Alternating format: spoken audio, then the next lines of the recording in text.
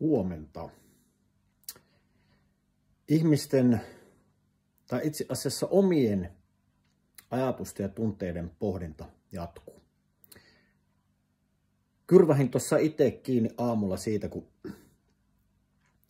fillarilla polkiessani aamutreeneihin, niin ensiksi ne jäisellä tiellä joku sähköpyörällä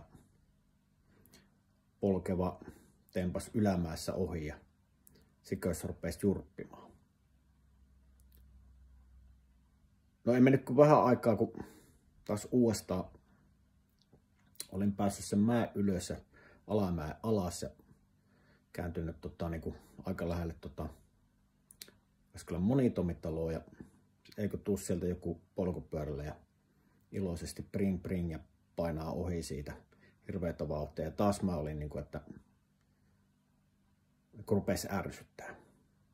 Sitten mä rupesin siinä vaiheessa jo nauraa itselleni, että oot sä Haapasalo kyllä tyhmä, että mitä sun pitää ottaa stressiä siitä, jos joku ajaa hirvittävän kovaa fillarilla sun ohi. Ei se minulta ole pois. Hänellä on syynsä, hänellä voi olla kiire, hänellä voi olla kiire töihin, hänellä voi olla kiireelle joku syy.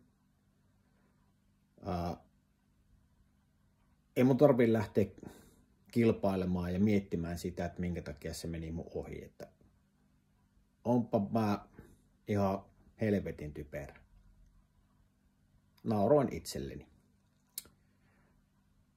Jäin siinä sitten miettimään, että minkälainen sabotööri sisällä oikein sai valla ja mistä se oikein aktivoitu. Joku controller ja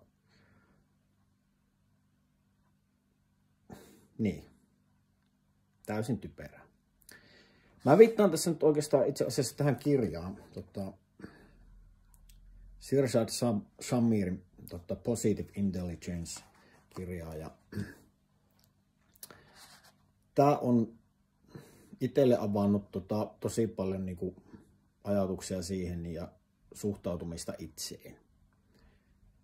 Shaminen mukaan meillä on semmoiset kontrolloijat, sabotoijat, jotka aktivoituu tietyissä tilanteissa ja niille on syynsä, jotka tulee monista erilaisista lähteistä, kasvatuksesta ja ympäristöstä, missä me ollaan eletty ja tavoista ja näin poispäin. Ja ne on meillä erilaisia. Mutta hyvä puoli tässä on se, että niihin on olemassa tämmöinen vastavoima. Käyttää sanaa sage. Ja näitä on hyvä pohtia itsessään. Tuli minkälainen tahansa tilanne, joka on kun sä huomaat, että tilanne on aivan hylmy. Miksi mä näin reagoin? Ja se aiheuttaa jollekin jopa pahimmillaan mielipahaa. Nämä termit mä lukasen tästä kirjasta suoraan. Empathize. Eli mitä se nyt on? Myötätunto. Explore. Tutkia. Innovate. Kehittää. Navigate. Eli löytää uusia, mikä sille nyt on sana, navigoida, onko se suomea, ja sitten activate, eli aktivoida, eli ruveta toimimaan.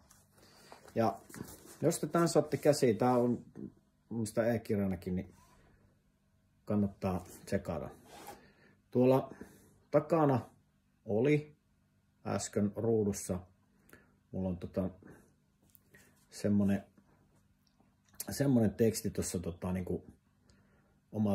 oman koneen näytössä, kun don't let idiots ruin your day. Sorry. Don't let idiots ruin your day.